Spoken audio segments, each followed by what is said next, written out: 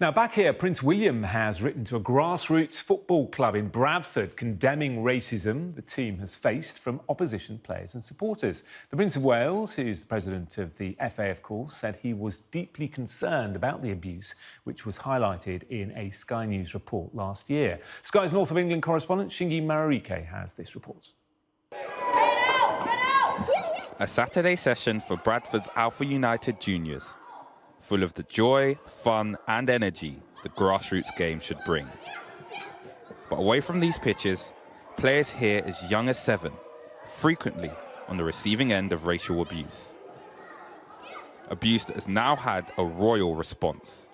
Prince William, president of the Football Association, has written this letter to the club through a private secretary.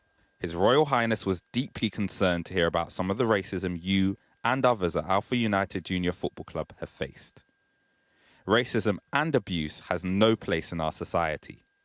Abhorrent behaviour of this nature must stop now, and all those responsible held to account. The Prince was particularly saddened to hear about the effects this intolerable action can have on those who are simply wanting to play a game of football. Alpha United's chairman says since first speaking out on Sky News, he's been contacted by dozens of other clubs. Nationally, probably about 40 clubs reach out to us, all sharing their experiences of what's happened. In our county, there's been quite a few as well, and obviously when we've been going out, obviously playing other teams who have been of minority ethnic, they've all said the same thing, going, can't believe you've done that, but good on you guys. West Riding FA said it strongly condemns racism and will always do its utmost to hold perpetrators to account. It also states that despite their efforts, the club did not support their investigation process. Alpha United dispute this, claiming they've provided the evidence needed.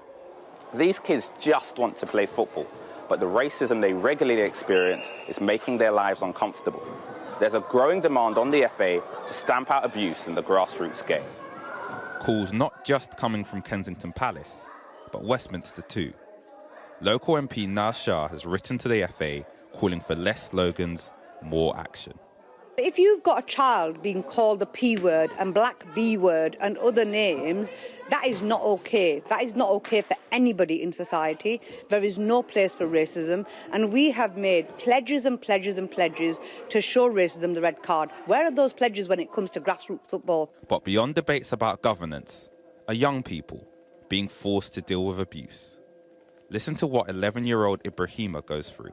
They come follow me and they're like, I'll go up and they say, some names and stuff like that, N-word in it, and then I get a bit frustrated with that, so I get on subs and stuff, and then when I'm on subs I get frustrated by why did I come off like he was the one who was saying these stuff to me. It's not nice.